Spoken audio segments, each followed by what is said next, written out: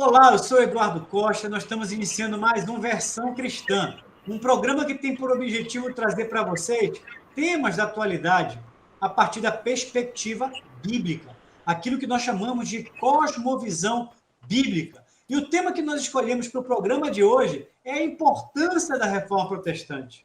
No último dia 31 de outubro, nós celebramos a Reforma Protestante.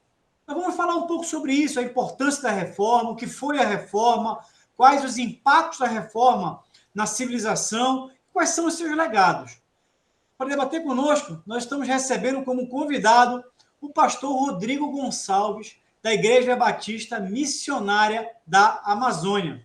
E para debater o tema, Daniel Berg, da Igreja Primeiro Amor, e Alexandre Andrade, da Igreja Cristã Evangélica da Cremação. Como de praxe, antes de iniciarmos, nós vamos ler um versículo bíblico. E um versículo que tem tudo a ver com a reforma protestante. Romanos 1,17, que diz o seguinte: porque no Evangelho é revelada a justiça de Deus. Uma justiça que do princípio ao fim é pela fé. Como está escrito, o justo viverá pela fé. Pastor Rodrigo, eu gostaria de agradecer a sua gentileza, mais uma vez estando aqui conosco, mais uma vez aqui debatendo um tema interessante conosco. Eu queria começar perguntando, para quem está nos assistindo, para quem talvez desconheça o que foi a Reforma Protestante, o que foi a Reforma Protestante, quais seus impactos e por que nós celebramos a Reforma Protestante.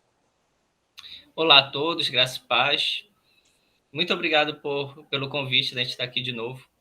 Reforma Protestante. A Reforma Protestante ele é um marco, um divisor de águas na nossa história, porque foi um movimento que se iniciou ali para fazer uma releitura de alguns princípios da Igreja, até então Igreja Católica apenas, e essa releitura dos princípios trouxe vários benefícios, não só religiosos, benefícios em vários aspectos da sociedade que nos atingem até hoje. Nós temos como uma data principal, dia 31, porque foi o dia em que o Martinho Lutero fixou as 95 teses ali na Catedral de Wittenberg. Mas a gente sabe que o movimento da reforma não foi apenas Martinho Lutero, mas tiveram grandes nomes que causaram impacto de formas diferentes, como a gente vai continuar abordando aqui nessa noite, né? Pastor Rodrigo, um prazer de novo estar com você aqui no Versão Cristã, muita satisfação. Pastor, qual foi o impacto que a Reforma Protestante trouxe para a educação, como exemplo? O senhor disse que ela não teve impacto só na religião, né? Qual foi o impacto que ela trouxe para a educação? A gente acostumou a falar da reforma como um movimento único e exclusivamente religioso, por um viés que a gente sabe que entrou na educação, né? Mas ele teve o principal impacto foi o nascimento das escolas.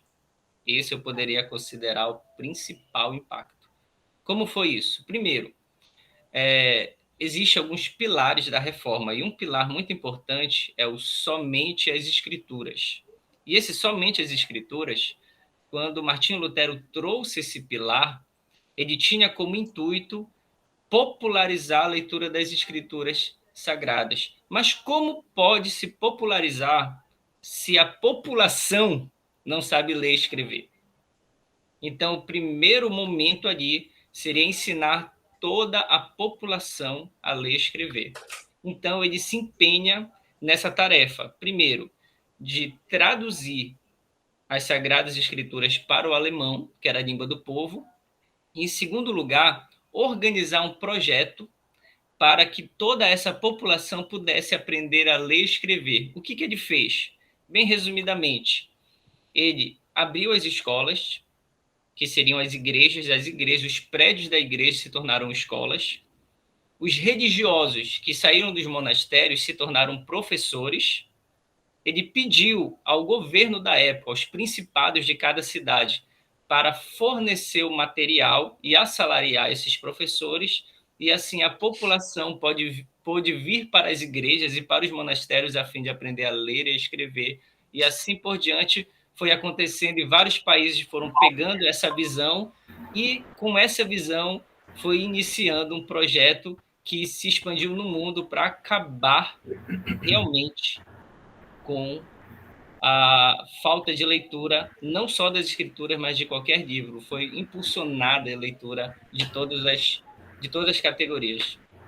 Pastor Rodrigo, você tocou num ponto que eu considero fundamental quando a gente fala da reforma protestante. Você falou, olha, nós celebramos no dia 31 de outubro, porque foi o dia que o Martinho Lutero fixou as 95 teses na porta da Basílica de Wittenberg. Na verdade, ele estava fazendo um convite ao debate eclesiástico naquele momento sobre algumas coisas que ele via na religiosidade cristã que ele não concordava. O Lutero, na verdade, ele tinha algumas críticas à forma como a igreja se comportava, a alguns dogmas que eram, de certa forma, apresentados pela igreja e algumas práticas religiosas que eram praticadas naquele momento. E ele lança ali um convite ao debate. Esse convite ao debate foi, eu diria, mal recebido por parte da estrutura eclesiástica da época, e ele é excomungado da Igreja Católica Apostólica Romana, e ele, a partir daí, começa uma discussão que envolve não somente o Lutero. Diga-se de passagem, é importante mencionar a participação de outros autores, inclusive na Europa, como John Wesley, como Calvino, como Zwingli. Eu poderia citar outros aqui que foram importantes, eu diria, pensadores seminais da dita reforma protestante. E você colocou uma questão que para mim é importante, ou seja, o resgate da escritura como regra de fé. Aquilo que chama dos 5 solas, né? Que é somente a graça, somente a fé, somente as escrituras, e somente a Deus da glória e somente a Cristo, né? Então, esses 5 solas foram fundamentais para você pensar justamente a reformulação do cristianismo. E nós somos hoje de uma tradição reformada. De que forma a reforma protestante impactou o cristianismo e de que forma hoje nós trazemos o legado dessa reforma protestante? Bom, ele impactou o cristianismo em várias áreas. Ele reformulou, a gente pode dizer, a visão da igreja, porque agora todos somos sacerdotes, porque todos podemos ler as escrituras, podemos interpretar e podemos pregar. Isso ampliou o conhecimento, isso levou muitas pessoas a pregar o evangelho em outros lugares, isso modificou a nossa forma de ver o trabalho, a quebra da dicotomia, isso reformula como a gente vai organizar a economia, a educação, a arte, isso ampliou para a ciência naquele período era fechada, né? A gente pode falar mais um pouquinho disso depois, mas quando a gente olha para hoje, para a nossa realidade de hoje, parece que a gente esqueceu alguns pilares dessa reforma. Por quê? Porque nós ainda vemos papado em alguns lugares, isso é fato, né? Nós ainda vemos algumas pessoas como aquelas que podem interpretar as escrituras e outras não podendo interpretar com tanta liberdade. Então, é como se a gente tivesse voltado em alguns pontos hoje, na nossa atualidade, como se nós precisássemos, eu não diria de uma nova reforma, mas viver aquela reforma do século XVI. Aliás, um ponto interessante da reforma é que talvez tenha sido, talvez não, certamente foi a primeira geração a trabalhar com esse conceito de cosmovisão bíblica, né? Sim. Esse conceito de cosmovisão, apesar da palavra ter surgido bem depois, mas isso que nós chamamos de cosmovisão bíblica é muito visto em João Calvino, lá em Genebra. Porque foi ali em João Calvino que ele realmente escreve princípios bíblicos para qualquer esfera. Apesar de Lutero ter aberto os olhos para isso, foi Calvino que consegue, através das intuitas, abrir o leque e realmente mostrar na Bíblia que há princípios para qualquer esfera da sociedade. Deixou de apenas ser um discurso e foi provado, vamos dizer assim, porque foram mostrados textos sobre várias esferas através das intuitas de Calvino. Aliás, Calvino e Lutero têm um debate muito interessante sobre a questão da vocação, né? A questão da... Porque até o momento se achava, isso dialoga centralmente com a nossa discussão de cosmovisão bíblica, naquela época, que para você ter uma vida dedicada a Deus, era necessário que você praticasse um ascetismo religioso, ou seja, você se retirasse do mundo porque o mundo era pecador, o mundo era indigno, e fosse para mosteiros. Você o auge ali do movimento monástico medieval, com os monges, etc. Quando Lutero, que era monge, inclusive, Lutero era monge, quando Lutero rompe, depois o Calvino também vem na sequência, eles quebram essa dicotomia sagrado-secular e entendem que para servir a Deus eu não preciso ser padre, eu não preciso ser religioso, eu não preciso estar enfurnado dentro de um monastério rezando 24 horas, mas você serve a Deus com a tua vocação, como engenheiro, como padeiro, como agricultor, como feirante, como etc, etc, etc. Eu acho que essa visão da reforma, que inclusive foi muito discutida por Max Weber naquele livro A Ética Protestante e o Espírito do Capitalismo, gerou uma metanoia na forma das pessoas verem, inclusive, o papel do trabalho. E eu queria que você comentasse um pouco sobre essa questão do trabalho, como é que a reforma impactou essa perspectiva do trabalho. Lutero entendeu muito bem isso, só que ele encontrou um entrave na língua alemã. Ele teve que criar uma nova palavra para conseguir, de verdade, expressar o que significava isso. Essa palavra do alemão é Beruf. Essa palavra Beruf, que ele foi tentar traduzir lá da palavra Avad, que mistura a adoração com trabalho e transmissão de cultura. Então, Lutero, para conseguir transmitir essa palavra, ele teve que criar uma nova palavra para que esse conceito de que o trabalho ele não é apenas uma fonte de renda, mas realmente a sua vocação, a forma de influenciar, de transmitir princípios, para que esse conceito fosse vivido. E esse conceito é o que trouxe a verdadeira prosperidade às nações. Rodrigo, a reforma, me parece, né, por tudo que já foi discutido até agora, ela foi um movimento libertário, né? Eu acho que o principal resultado da reforma é um processo de libertação de uma série de coisas, porque, por exemplo, antes, quem tinha acesso à leitura, quem aprendia a ler e a escrever, eram os monarcas e eram os sacerdotes, era a igreja. Ninguém mais tinha esse acesso assim aberto. Alguém que conseguisse ler ou escrever, além desses, tinha que fazer um esforço muito grande, ou tinha que estar associado a alguma dessas frentes para poder aprender a ler. E assim também outras coisas, ciência, estudar, aprender.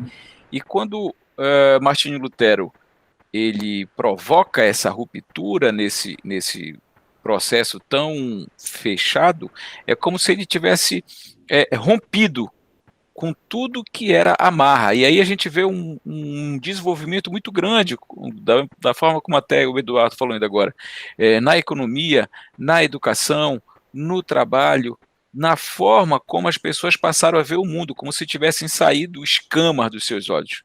Como é que tu vê isso? Sem dúvida, foi o movimento que mais trouxe liberdade para o ser humano, foi a Reforma Protestante. Claro que Lutero ele conseguiu devido a uma série de acontecimentos, mas 100 anos antes, John Hus tentou, mas acabou sendo pego e morto na fogueira pela Igreja Católica. Mas quando Lutero ele vem com esses princípios, alguns escritos dele já eram famosos e ele conseguiu apoio do principado da região dele, que conseguiu mantê-lo vivo e propagou. Para ajudá-lo mais, a imprensa foi criada nesse momento. Então, os escritos de Lutero puderam ser transmitidos, impressos, divulgados por toda a Europa, que foi lendo e conhecendo cada vez mais, e a libertação com certeza veio por meio do conhecimento das Sagradas Escrituras e, consequentemente, conhecimento de Cristo. Muito bem, nós estamos chegando no final do nosso primeiro bloco, e o debate está muito interessante. O pastor Rodrigo colocou uma questão que eu considero fundamental, central. Conhecimento, que dialoga centralmente com razão, racionalidade. E muitos ignoram o papel que a reforma protestante teve no desenvolvimento da ciência. As pessoas acham que a ciência foi algo que veio através do Renascimento, do Iluminismo, do antropocentrismo, quando o homem se coloca como centro de todas as coisas e tenta compreender todas as coisas a partir do processo de racionalização, mas a reforma protestante foi decisiva para o avanço do conhecimento, para a ciência, inclusive para a difusão do conhecimento em nível universitário. Quero terminar esse primeiro bloco com essa reflexão, mas é quase uma pergunta que eu deixo no ar aqui para o pastor Rodrigo retornar depois do nosso intervalo. Nós não demoraremos, voltaremos rapidamente, são apenas 2 minutinhos, não desligue a sua televisão. Já já estamos de volta com esse debate interessantíssimo sobre a reforma protestante.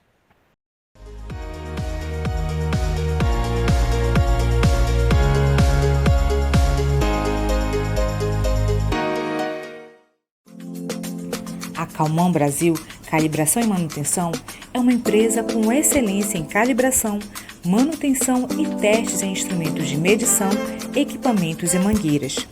A calibração dos equipamentos é atividade vital e deve ser realizada frequentemente. E a Calman é o lugar ideal. Possui certificação ISO 9001, tem laboratórios equipados com padrões modernos.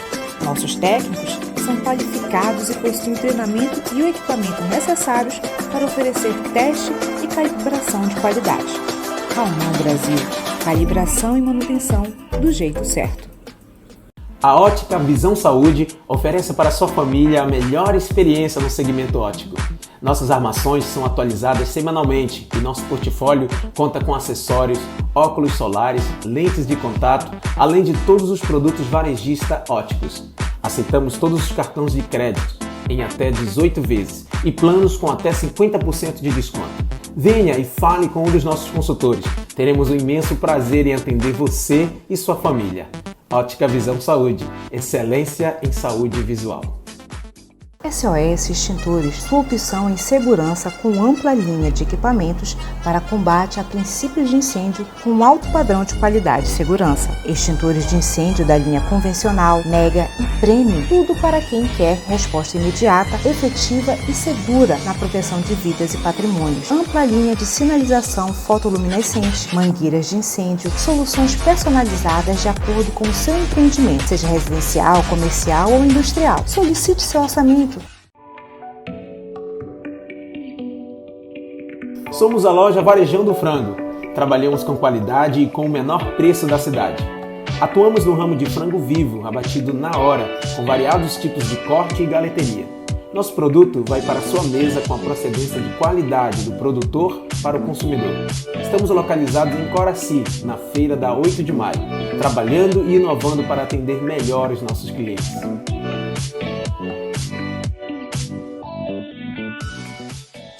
Zelo, saúde, proteção e segurança para a sua empresa. A Zelo traz até você tecnologia de ponta para a descontaminação de ambientes através da desinfecção por pulverização eletrostática. Tem padrão hospitalar e essa tecnologia é a única que proporciona a cobertura de 100% do seu ambiente. Aprovado pela Anvisa e pela EPA, Agência de Proteção Ambiental dos Estados Unidos. Não é tóxico nem corrosivo. Seu ambiente higienizado e livre do coronavírus.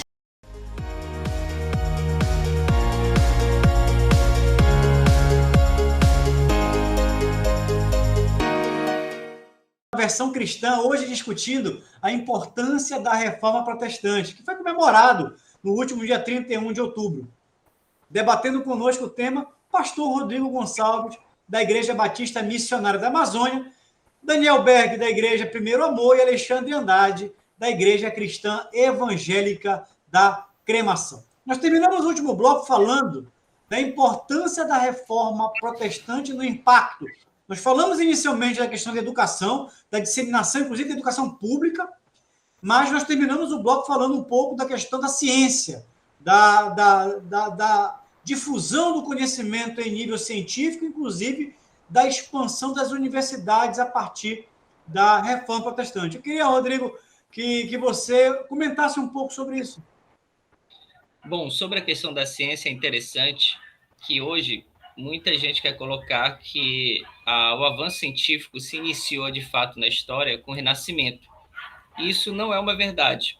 O Renascimento ele iniciou lá pelo mais ou menos uns 5 a 6 séculos antes da Reforma e não trouxe avanço científico. Pelo contrário, o Renascimento só reforçou a proposta da dicotomia, a dicotomia que tanto impediu o avanço. O que realmente fez o avanço científico acontecer?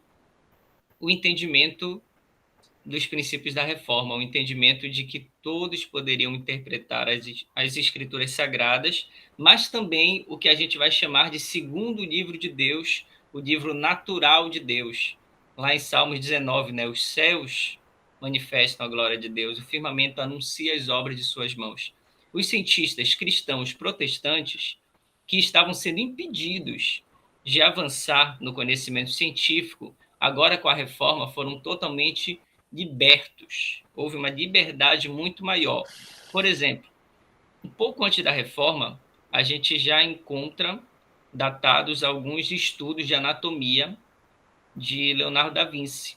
Estudos esses que ele fazia escondidas. Após a reforma protestante, ele abre o leque e mostra o quanto ele já tinha avançado nos estudos de anatomia. A gente vai ver alguns cientistas cristãos que aproveitaram esse momento de liberdade que a reforma trouxe, trazendo muitas leis. Por exemplo, as leis de Newton, que a gente sabe que as leis não são de Newton. Newton apenas descobriu que elas existiam. Essas leis, de fato, são de Deus. Então, o entendimento que a reforma trouxe dessa liberdade foi fazendo eles terem a liberdade de falar dos seus avanços científicos. Por exemplo, a Igreja Católica colocava um empecilho para o estudo da astronomia de que a Terra gira em torno do Sol, porque para eles o centro do universo deveria ser a Terra. De repente vem a Reforma Protestante dando total liberdade e agora o homem pôde estudar esses temas como vários outros. Isso foi um avanço enorme para a nossa ciência, para a liberdade de descobertas científicas. Pastor Rodrigo, eu tenho uma pergunta para você. No caso, a gente tem falado muito sobre a reforma, sobre os impactos que ela causou, no caso, né? E eu queria lhe perguntar sobre a Contra-Reforma. O que foi a Contra-Reforma? Tu achas que, no caso da Contra-Reforma, foi um movimento bem-sucedido? Eu acredito que em partes sim, em partes não. Primeiro, nós temos um primeiro momento ali de Contra-Reforma, que a Contra-Reforma veio matando. Eu tive agora na Eslovênia e a gente ouviu um pouquinho da história que naquele país a Contra-Reforma ela não contou conversa. Simplesmente chegou matando muitas pessoas, eliminando o protestantismo através da guerra bélica. Mas a gente tem um segundo momento da Contra-Reforma, que é quando esses pilares da reforma influenciam a Igreja Católica e eles começam a rever alguns posicionamentos. E essa parte da reforma, ela se tornaria, de certa forma, positiva, porque a Igreja Católica também é a Igreja de Deus. E eles começaram a rever alguns erros e se tornaram um pouquinho mais abertos a receber esses princípios. Eles não acabaram com alguns, teve alguns princípios que permaneceram.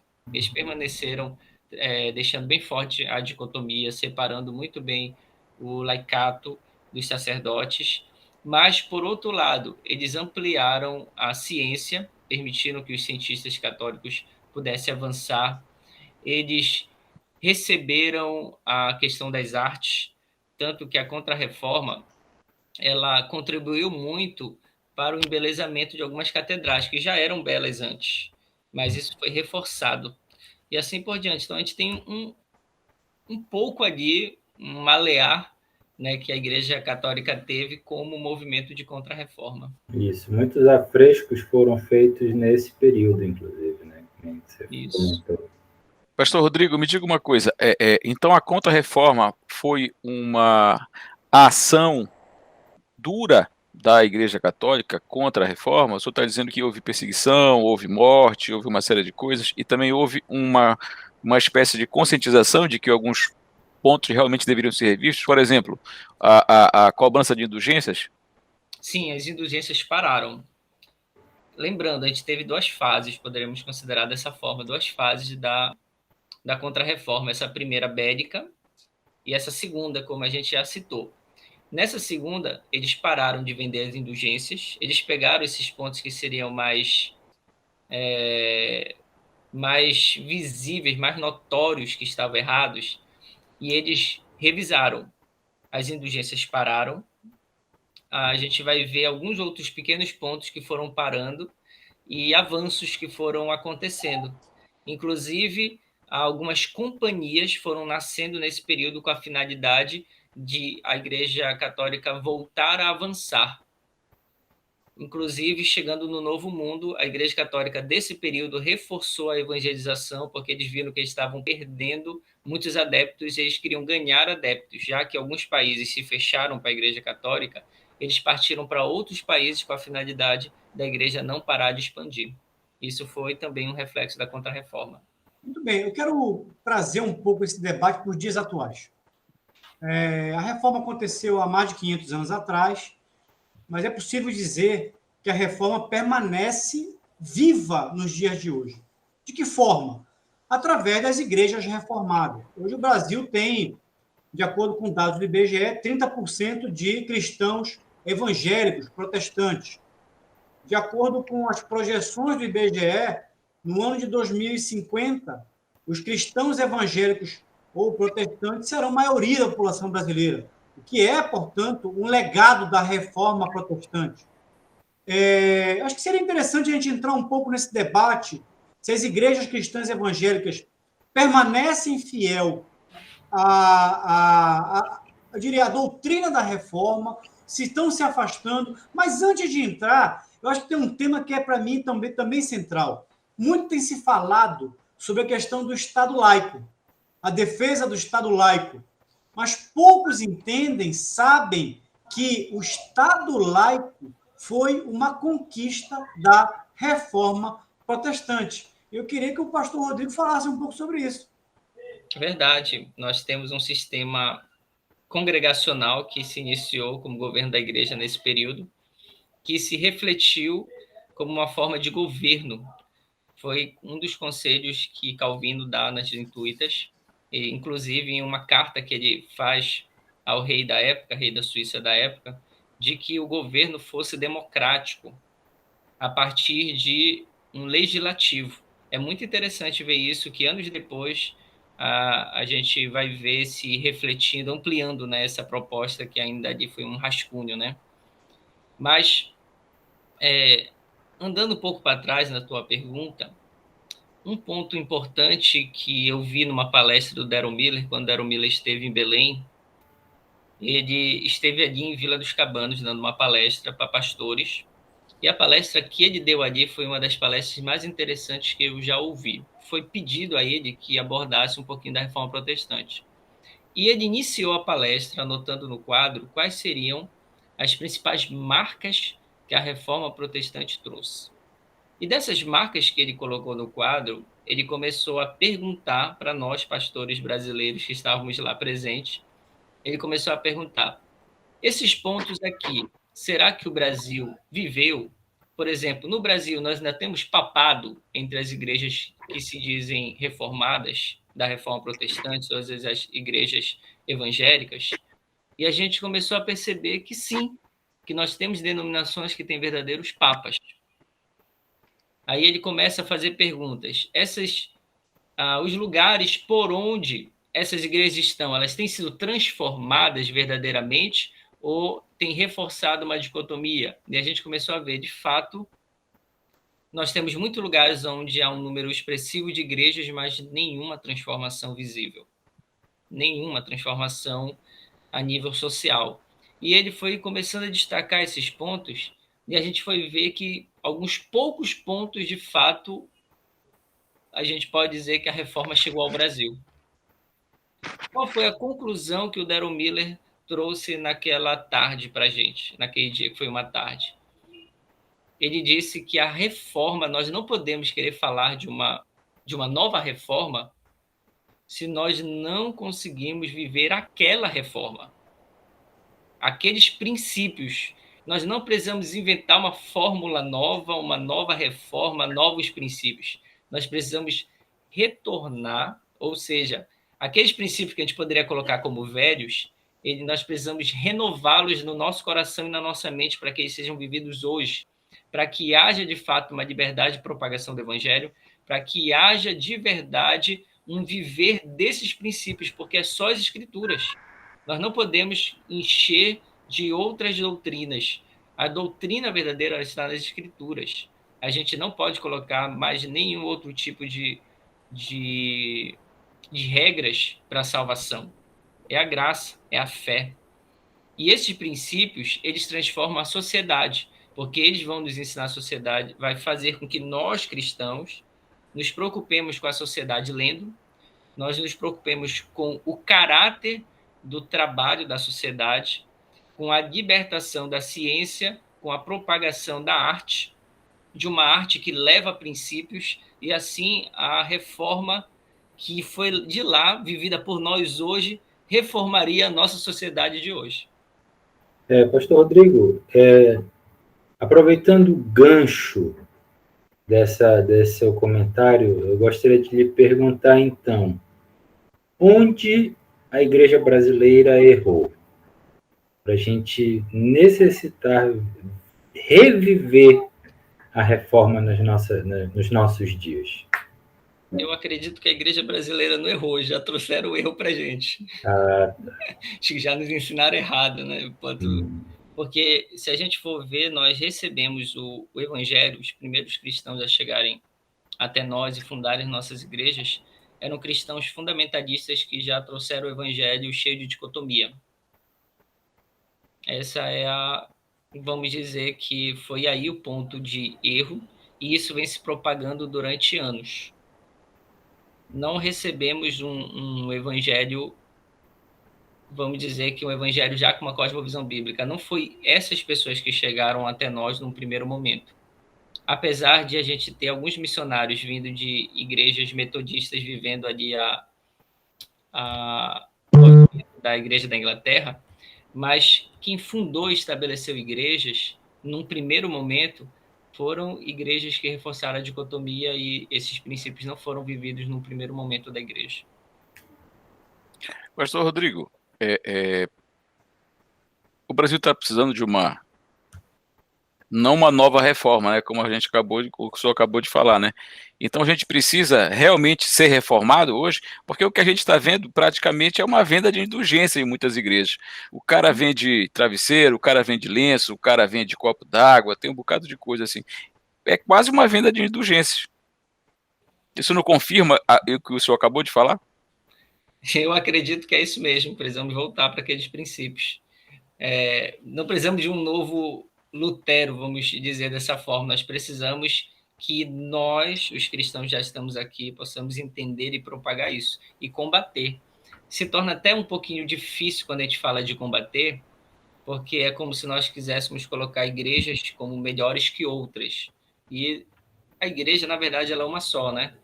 Mas nós precisamos ensinar a verdade correta, nós precisamos trazer aqueles cristãos que amam Jesus, mas de repente estão seguindo doutrinas de homens, para que eles entendam a cosmovisão bíblica, uma visão bíblica de mundo, uma visão bíblica que transforma o indivíduo, mas também transforma a sociedade. Isso é um pouquinho difícil, mas nós precisamos lutar. Muito bem, nós estamos chegando no final do nosso segundo bloco. O tema está muito interessante, o tema está muito gostoso. E é sempre bom resgatar, conforme o pastor Rodrigo está nos apresentando, os 5 pilares da reforma. Primeiro, somente as Escrituras, como base da nossa fé. Salvação somente pela graça. Sola fé, sola fide, somente a fé, somente a Cristo. Glória seja dada somente a Deus. É um evangelho muito simples, mas é um evangelho profundo, verdadeiro, transformador, que realmente nós precisamos voltar a discutir dentro das nossas igrejas. E é isso que eu quero trazer à baila no nosso terceiro e último bloco. Não desligue sua televisão, é rapidinho, e nós vamos falar um pouco sobre as igrejas cristãs na atualidade e a necessidade de nós repensarmos, muitas vezes, as nossas doutrinas ou as nossas práticas religiosas. Já, já!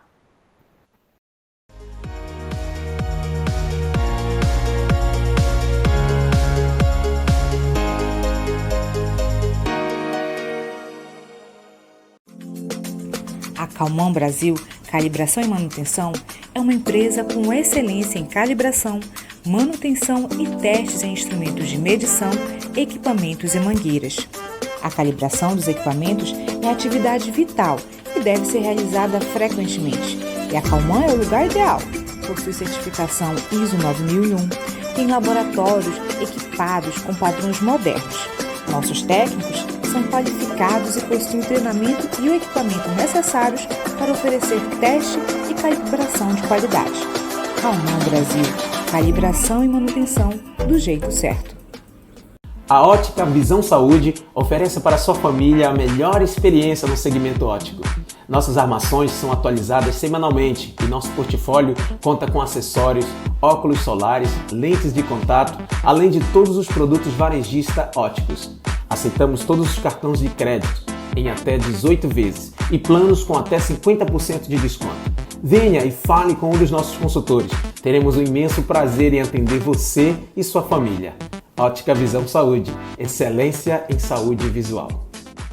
SOS Extintores, sua opção em segurança com ampla linha de equipamentos para combate a princípios de incêndio com alto padrão de qualidade e segurança. Extintores de incêndio da linha convencional, mega e premium, tudo para quem quer resposta imediata, efetiva e segura na proteção de vidas e patrimônios. Ampla linha de sinalização fotoluminescente, mangueiras de incêndio, soluções personalizadas de acordo com o seu empreendimento, seja residencial, comercial ou industrial. Solicite seu orçamento. Somos a loja Varejão do Frango. Trabalhamos com qualidade e com o menor preço da cidade. Atuamos no ramo de frango vivo, abatido na hora, com variados tipos de corte e galeteria. Nosso produto vai para a sua mesa com a procedência de qualidade do produtor para o consumidor. Estamos localizados em Coraci, na feira da 8 de maio, trabalhando e inovando para atender melhor os nossos clientes.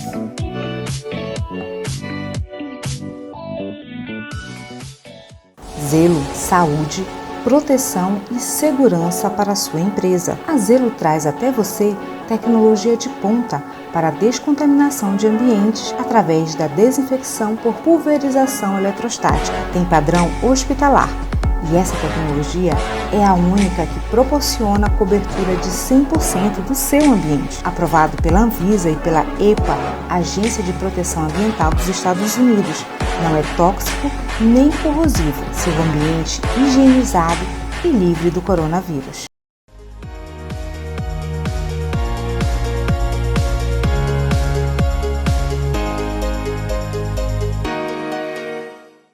Muito bem, voltamos com o nosso terceiro e último bloco do Versão Cristã, hoje discutindo a Reforma Protestante.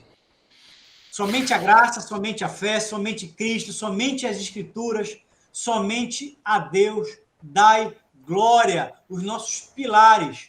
E eu vejo hoje que nós terminamos o último bloco falando um pouco que algumas igrejas, inclusive que se dizem de tradição reformada, evangélicas, protestantes, estão fugindo um pouco daquilo que foi a matriz originária da reforma protestante. Berg comentou, será que tem igreja que está vendendo hoje indulgência de uma forma diferente hoje?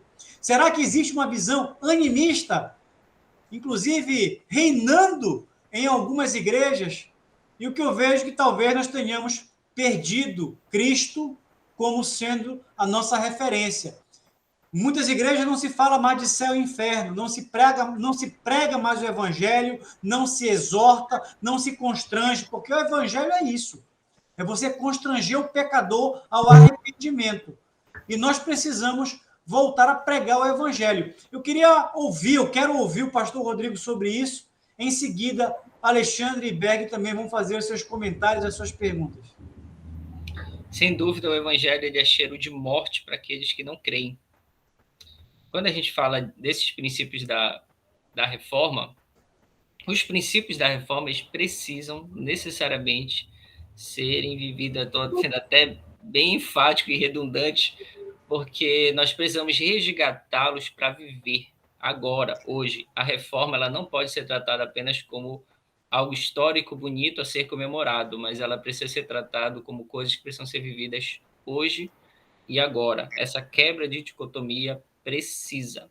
Eu queria fazer esse rápido comentário antes deles fazerem as perguntas sobre a questão de ciência e música, né? Primeiro, falar da ciência. Nós temos cientistas cristãos?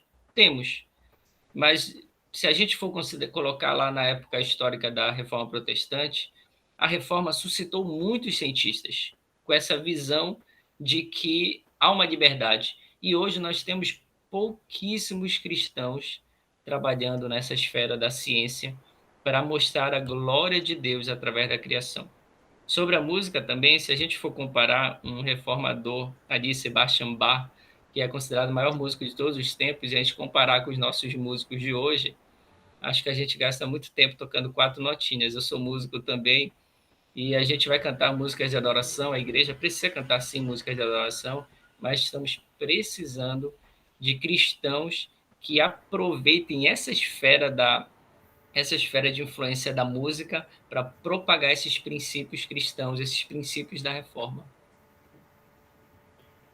Pastor Rodrigo, você falou agora, né, sobre como a reforma ela impactou outros setores da humanidade. Você comentou sobre ciência, artes, e hoje nós conseguimos ver um direcionamento muito grande para o afastamento dos princípios cristãos.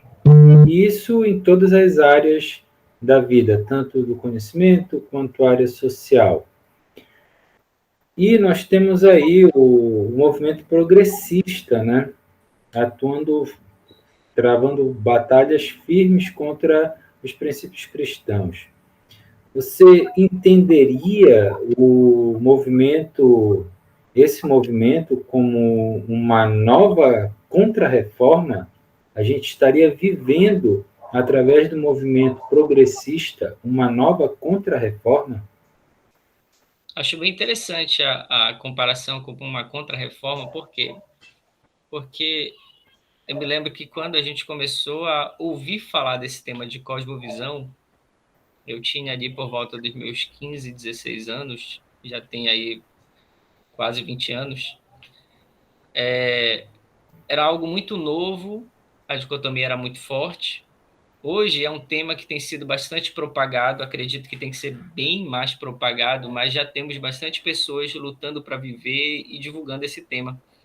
E no contraponto disso, a gente está vendo um movimento progressista que tenta coibir o cristão, como eles dizem, a ficar no seu lugar, a ficar lá nessa redoma religiosa, já que o cristão quer discutir política, já que o cristão quer discutir temas da atualidade, eles querem pegar o cristão e encaixotar. Manter o cristianismo dentro da igreja. Então, o interessante, foi muito interessante essa tua fala, é que parece uma contra-reforma de fazer-nos voltar para uma caixinha que a gente já saiu. E só que tem muito cristão querendo entrar na ideia de ser também do pensamento progressista. Isso é um problema muito grande, porque nós precisamos avançar na sociedade, mas o avançar na sociedade não é abrir mão dos princípios. avançar e fazer a nossa sociedade progredir, a nossa sociedade prosperar, não tem nada a ver com abrir mão dos princípios. Pelo contrário, quando a gente retoma os princípios verdadeiros, a gente prospera. E não é teologia da prosperidade, porque a teologia da prosperidade ela errou no ponto de que ela teve uma visão egoísta da prosperidade individual. O que as Sagradas Escrituras apontam é uma prosperidade da sociedade que cada indivíduo vai buscar. É o que diz Jeremias 29, né? Na prosperidade dessa cidade, vocês serão prósperos. O que adianta eu prosperar sozinho e a violência ao meu redor acabar me alcançando? O melhor é a prosperidade de todos. Pastor Rodrigo, essa pergunta do Alexandre me trouxe uma reflexão. A reforma protestante, no meu ver, ela foi o principal acelerador do desenvolvimento da civilização ocidental. Eu não consigo ver diferente. Eu acho que a partir dela a gente deu conhecimento para as pessoas passaram a ter mais entendimento, a conhecer mais, a aprender mais, a criar mais e mais liberdade para desenvolver as coisas, e assim a gente cresceu.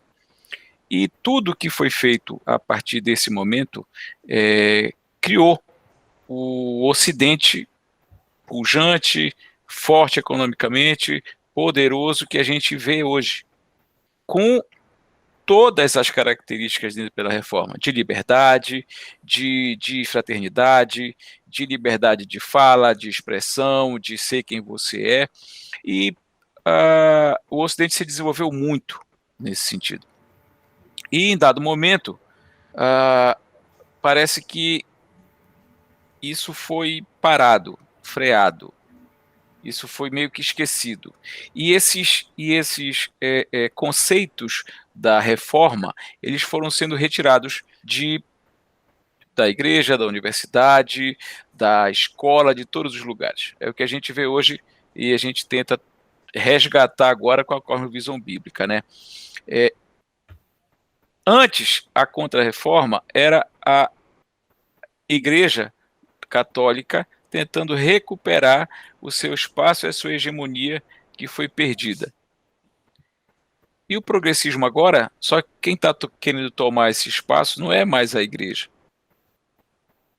É um conjunto de ideologias anticristãs que estão buscando tomar o poder para realizar os seus intentos, as suas coisas. Como? E o senhor falou muito bem agora, né? Tem vários cristãos que estão tentando entrar na ideia do progressismo, nessas ideologias. O que fazer? Qual é o ponto? Como a gente deve tratar isso daí? Esses cristãos, esses movimentos dentro da igreja de Cristo. Muito, muito interessante a pergunta, né? Como tratar esses cristãos que têm estado em contraponto, né? Porque estão do nosso lado, são nossos irmãos. Um ponto que a gente não pode esquecer de jeito nenhum é que eles são os nossos irmãos. A guerra, a nossa luta, ela não é contra carne nem sangue. Tem momentos que no calor da emoção parece que a gente esquece que é nosso irmão. É nosso irmão. É imagem e semelhança de Deus também. Inclusive, aquela pessoa que defende, que acusa os princípios, que avacalha com os princípios cristãos, que defendem princípios totalmente contrários ao nosso, eles também são imagem e semelhança de Deus. Nós precisamos tratá-los com decência. Isso não quer dizer que a gente vai concordar com tudo, que a gente não pode discordar. Pelo contrário, nós estamos numa guerra espiritual. Poderia muito bem colocar como uma guerra ideológica. Se eu for jogar a palavra epis, lá do grego, ela tem uma semelhança muito grande, ela é considerada um sinônimo da palavra grega que a gente traduz como ideia. Por quê? Porque a fé, o credo, ela é uma ideia. Então, aonde é a nossa guerra contra esses cristãos? Ela é uma guerra de cosmovisões, de um discipulado que ainda não foi feito, de uma conversão que ainda não aconteceu na sua totalidade. Esse nosso irmão, ele acredita em Jesus Cristo, ele ama Jesus Cristo, ele acredita na morte e ressurreição de Jesus, mas ele ainda não conseguiu entregar a mentalidade dele 100%. Ele pode até ter entregado o coração, mas ele não conseguiu entregar o cérebro dele, porque a ideologia dele ainda não é 100% cristão. A conversão não foi total. Então, o que nós precisamos é clamar por uma conversão total e lutar por ela. Trazer esse irmão para perto para que ele viva um discipulado. Essa seria a palavra mais correta. Discipulá-lo ao ponto de que essa conversão possa ser concluída, que essa obra na vida do nosso irmão seja terminada. Muito bem.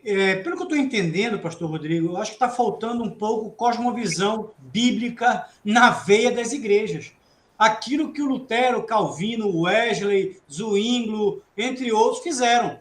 Foram para as Escrituras, leram as Escrituras, se apropriaram do conhecimento vindo das Escrituras.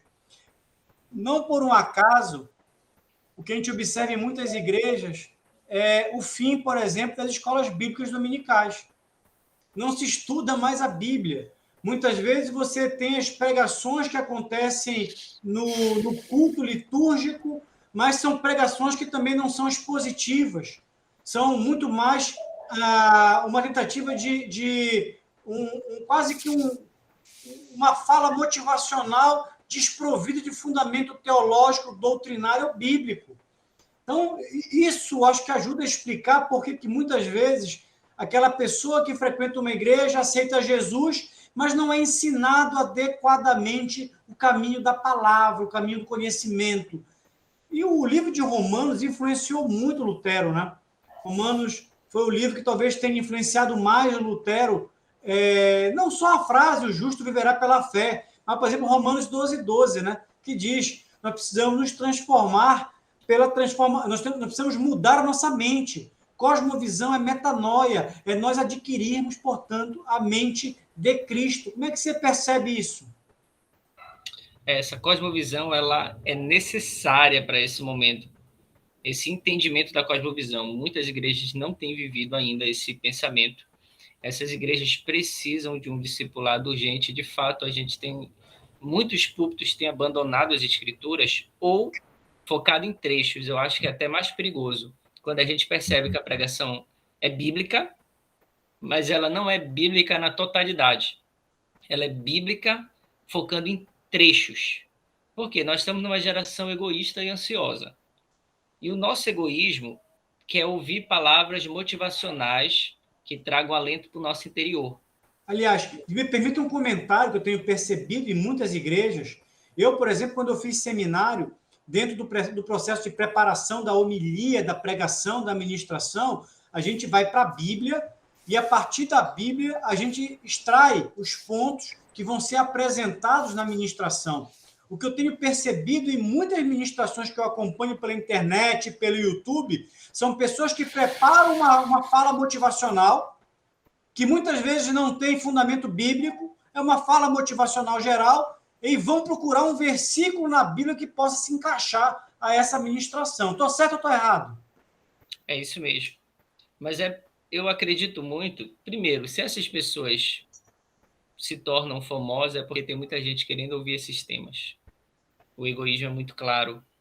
O evangelho que é só para o seu ego, para alimentar um ego.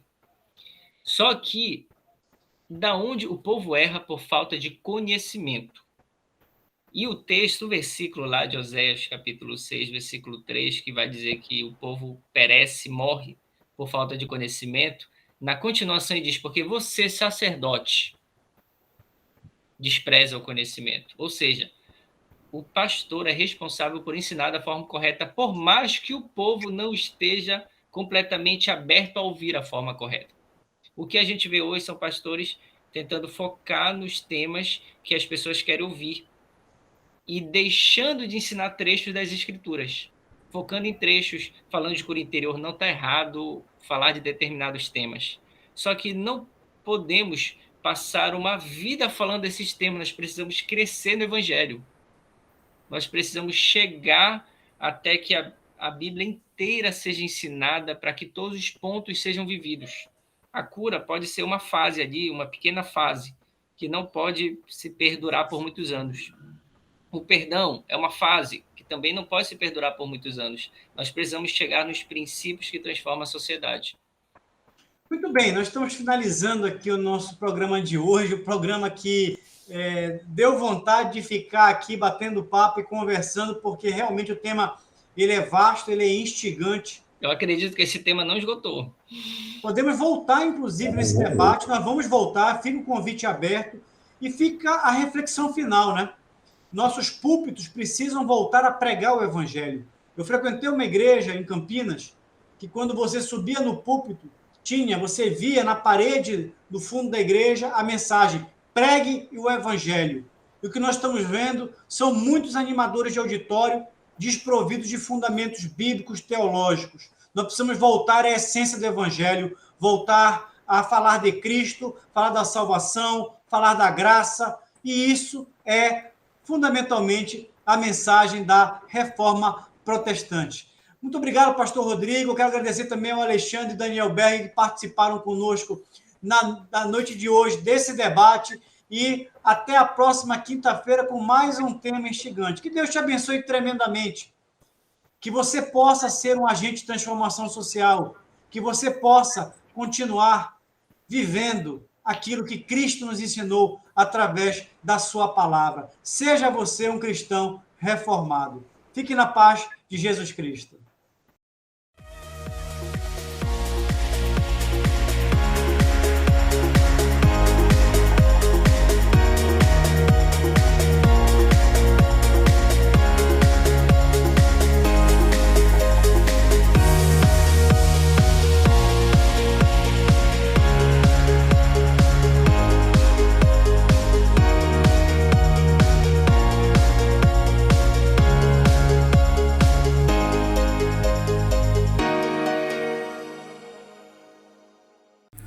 Este programa é um oferecimento